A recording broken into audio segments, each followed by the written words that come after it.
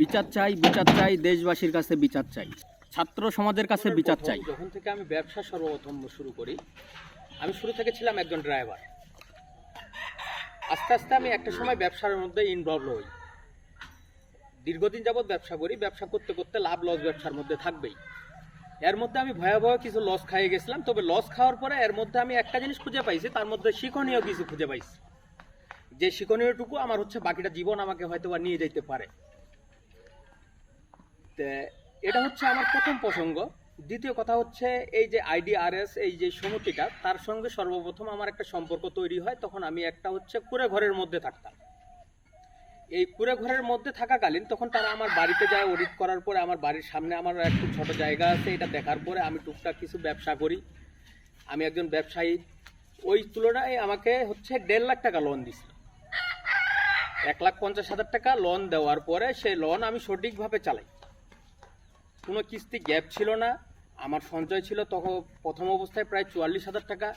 আমি এই 44,000 টাকা দিয়ে ব্যবসা শুরু করার পরে যখন আমাকে এরা 1.5 লাখ টাকা দেয়, এই 1.5 লাখ টাকা আমি দীর্ঘদিন যাবৎ ব্যবসা করে আসি। সেটা ধান, চাল, গম, ভুট্টা, এই আনুষঙ্গিক এই ব্যবসা আছে। এর পাশাপাশি হচ্ছে আমার এক বড় ভাই আমার এই গাড়িটা কিনে দিচ্ছিল। উনি হচ্ছে আমাকে করে খাওয়ার জন্য কিনে দিছিল, এবং কি মনে করেন যে এই গাড়িটা দিয়েও আমি হচ্ছে আমার জীবন জীবিকা চালাই। এটা দিয়ে আমি করে খাই। করে খাওয়ার পরে এর পাশাপাশি আমি ব্যবসার মধ্যে যখন আমি ইনভলভ হয়ে গেলাম, দীর্ঘদিন যাবত অনেকগুলো লস খাওয়ার পরে এখন আমি ব্যবসার পরিপূর্ণতা আমি অনেকটাই খুঁজে পাইছি।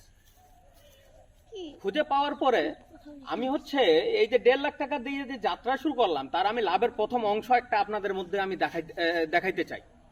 সেটা হচ্ছে প্রথম যাত্রা বলতে যে আমার এই মুহূর্তে রানিং 6টা গরু আছে, তাদের ঋণ আমি পরিশোধ করে দিচ্ছি, এবং কি ওইখানে আমার 37,000 টাকার মতো সঞ্চয়ও আছে। এখন বাকি জিনিসটা দেখতে গেলে আপনাকে একটু উঠে আসতে হবে। ভাই ক্যামেরাম্যান, আপনি আমার সঙ্গে একটু আসেন। আমি কতগুলা সত্যি বলতেছি আর কতগুলা মিথ্যা বলতেছি, এটা তো একটা সকালকে যাচাই বাছাই করার প্রয়োজন আছে। এই খামারটা আমার এক বড় ভাই আমাকে করে খাওয়ার জন্য, মানে কিছুদিন এই ব্যবসাটাকে ডেভেলপ করার জন্য উনি আমাকে এটা কিছুদিনের জন্য আমাকে একটা সুযোগ দিছে। কিছুদিন বলতে আমি কিছুদিন করে খাইতে পারবো। উনি বলছে তুমি ডেভেলপ করো। এই মালিকই ঠিক আমার এই মাইক্রোটা উনি আমাকে দান স্বরূপ কিনে দিছিল। এটা দেওয়ার পরে এই গাড়িটা দিয়েও আমি করে খাই, এবং কি উনি হচ্ছে এটা আমাকে করে খাওয়ার জন্য দিছে, এবং কি যত রকমের ডকুমেন্ট চাবেন তত রকমের ডকুমেন্ট আমি আপনাদের মধ্যে পেশ করতে পারবো। এর প্রথম যাত্রা এই যে আমি যে 1.5 লাখ টাকা 1,50,000 টাকার যে আমি যে মানে সমিতি থেকে যে লোন নিলাম, এর যে ডেভেলপটুকু, আজকে আমি এই গরুটা কিনছিলাম হচ্ছে আপনার হচ্ছে 32,000 টাকা। এই গরুটার দাম আছে এখন 40,000 টাকা। তারপর ভাই আরেকটু সামনের দিকে আসেন। এই বাচ্চাটা কয়েকদিন আগে আমি কিনছিলাম হচ্ছে 19,000 টাকা। আজকে এই বাচ্চাটা কি আমাকে 25,000 টাকা দিবে না? তারপর ভাই আরেকটু আসেন। এই গরুটা কিনছিলাম আমি 19,500 টাকা লেখাই সহ। এই গরুটা আজকে আমার কম আর বেশি যদি সর্বনিম্ন বাজারজাত হয়, এখন খারাপ বাজার অনুযায়ী এটা হচ্ছে 35,000, বাজার ভালো থাকলে এটা হচ্ছে 45,000। আমি যে ক্ষয়ক্ষতির শিকার হচ্ছে ভাই, তারই নমুনা আমি আপনাদেরকে দিচ্ছি ভাই। এই যে এই গাভীটা দেখতেছেন, এই গাভীটা হচ্ছে এই গাভীটা আর একটা বাচ্চা নিছিলাম, এটা হচ্ছে 51,000 টাকা নিছিলাম। তবে আজকে এই গরুটারই দাম আছে 55,000 টাকা। এই খারাপ বাজারে যদি বাজার ভালো থাকতো, মাংস হিসাবে দাম লাগলে এটার 70,000 টাকা দাম লাগতো। তারপরে ভাইজান এই যে এই গরুটা কিনছি, এই গরুটা কিনছিলাম 32,000। ভাঙ্গা গরু কিনি আমি, হাটের মধ্যে গেলে কখনো আমি ভালো গরু কিনি না, মানে আমি দেখে শুনে আমি ভাঙ্গাটাই কিনে নিয়ে আসি, এবং প্রতি হাটে আমি একটা করে কেনার জন্য যাই। আমার বেশি লক্ষ্যস্থল থাকে না, আমার পুঁজি ছোট, আমার টাকা অল্প থাকার কারণে আমি হচ্ছে খুব বুঝে শুনে আমাকে ব্যবসাটা করতে হয়, এবং কি মৌসুম ব্যাপী ব্যবসা করতে হয়। সে ব্যবসার মধ্যে এই গরুটাও আজকে 40 ক্রস করে ফেলছে। এই খারাপ বাজারে, ভালো বাজার থাকলে 45,000 টাকা দাম ছিল। ভাই আপনি আমার টোটাল খামারটা একটু ঘুরায় দেখান তো ভাই, ক্যামেরাটা মুভিং করে।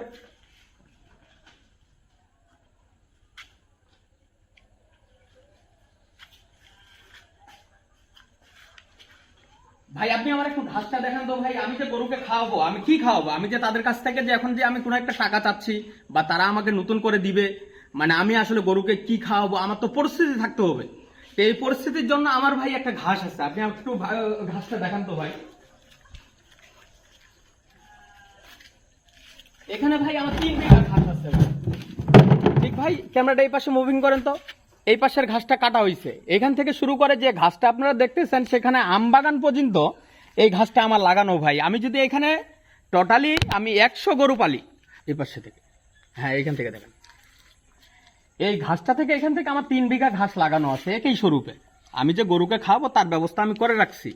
এখনকার প্রযুক্তির মধ্যে সবাই ফিডে বিশ্বাসী, সবাই অন্য কিছুতে বিশ্বাসী, তবে আমি ভাইজান এগুলোর মধ্যে বিশ্বাসী না। এর কারণটুকু হচ্ছে যে আমি হচ্ছে একটা ঘাস খাওয়াই, আর গরুকে পানি খাওয়ানোর জন্য সকালবেলা 250 গ্রাম ভুসি, 250 গ্রাম ফিড, এইটুকুই খাবার শুধু খাওয়াই।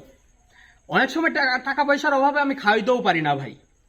মানে আমরা আমরা হচ্ছে কি যে আমি আল্লাহ যতটুকু আমাকে মেধা দিছে আমি ব্যবসা করতে পারি, কিন্তু আমার পুঁজি নাই। এই ছোট ছোট পুঁজি নিয়ে আমি অনেক দূর একটা আগানোর স্বপ্ন দেখতেছিলাম। এই স্বপ্নের মধ্যে আমাদের সংস্থার মধ্যে কিছু যখন আপনার এরকম ম্যানেজার চলে আসে, তখন ওরা আমাদের ভালোগুলো আর দেখতে পারে না। আমাদের ভালোগুলো কেন দেখতে পারে না? সে আসে দেখে যায় যে তারা তো ডেভেলপ করতেছে, তারা কোনো এক সময় হয়তো বা ভালো কিছু করতে পারবে, হয়তোবা তাদের সেটা সহ্য হচ্ছে না। তবে জানি না ভাই, আমার লোনটা আজকে থেকে এক মাস ধরে আমাকে পেন্ডিং এর মধ্যে রাখছে। ভাই আপনারা সবাই গুরুত্ব দিবেন। আমি আজকে খুব অসহায় হয়ে গেছি। মানে আমি যে অসহায়, আমি মানুষের সামনে, আমি সোশ্যাল মিডিয়াতে আসে আমি সবার সামনে কথা বলতেছি, এতটাই লজ্জিত হয়েছি যে আমি মানে আমার লজ্জার কথা আমি বলতে পারবো না। ভাই আমার কাছে একটা বই আছে ভাই, এই বইটা হচ্ছে তার সব ডকুমেন্ট। এটা হচ্ছে IDRS। এই বইটার মধ্যে আপনারা যদি মানে দেখতে চান আপনি দেখতে পারেন। আপনার কিস্তি 1 দিন 2 দিন সমতি এর যে বইটা, ভাই আপনি একটু বইটা দেখান। এই যে বইটা দেখান। আমি ভাই প্রথম লোনটা নিছিলাম যেদিন, সেদিন থেকে শুরু করে আমি 1 দিন 2 দিন হেরফের হইতে পারে, আমি সব কিস্তি ঠিকঠাক মতো করে দিছি ভাই। আমরা তো গ্রামের মূর্খ সূর্খ মানুষ, আমরা ভালো কিছু বলতে পারি না, দেখেই আমরা আজকে হয়তো বা কিছু পিছনে পড়ে যাই মেধা থাকা সত্ত্বেও। তারপরের পেজ দেখেন ভাই, আমার সঞ্চয় আছে প্রায় আপনার 36,558 টাকা। এরা আমাকে 1 মাস যাবৎ খুব হয়রানি করতেছে। আজকে দিব, কালকে দিব, তারা আমার কাছ থেকে স্ট্যাম্প নিয়ে গেল, স্ট্যাম্প নিয়ে যায় তারা হচ্ছে যে স্ট্যাম্প তৈরি করবে, টাকাও নিয়ে গেল 500। তারপরে হচ্ছে যে ওদের নাকি চেক লাগবে। তা আমি বললাম যে ভাই আমি আমার শাশুড়ির চেকটা আপনাকে দিই।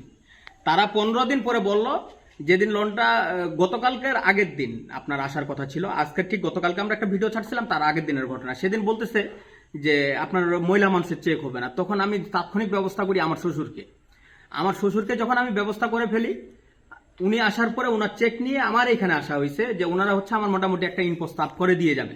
তবে আমাকে এখন পর্যন্ত আমাকে বলে নাই যে 5,000 টাকা লোন দিব। আমার অপরাধটা কোথায় ভাই? আমরা কি কখনো ব্যবসা করে খাইতে পারবো না? না ভালো ব্যবসা করব না? না আমাদের জীবনে কখনো স্বপ্ন আসতে পারে না? মানে আমাদের জীবনে কি দুর্ভাগ্য যে আমরা গরিব হয়ে জন্ম নিছি? ভোট করে আমরা গরিব মানুষ হয়ে জন্ম নেওয়ার পরে আমরা যদি এই অধিকারটুকু না পাই, তাহলে আমরা এই দেশে কেন জন্মগ্রহণ করলাম ভাই? আপনাদের সবার উদ্দেশ্যে আমি বলতে চাই, আমাদের professor Mohammad doctor Yunus sir আজকে শান্তিতে নোবেল পাইছে হচ্ছে সারা পৃথিবীতে। উনার একটা সুনাম আছে। আমাদের বাংলাদেশের সৃষ্টি, এই দেশে সৃষ্টি হওয়ার পরে আমাদের দেশের মানুষ আজকে আমি এতটাই হয়রানির মধ্যে হয়ে আছি, না জানি যে দেশের কত মানুষ এইভাবে করে হয়রানি হচ্ছে। দেশবাসীর কাছে আমার এটা আকল মিনতি যে আপনারা এটাকে নিয়ে একটু সাড়া দেন। কারণ বিষয়টা হচ্ছে যে আমরা আমাদের দেশেই লাঞ্ছিত।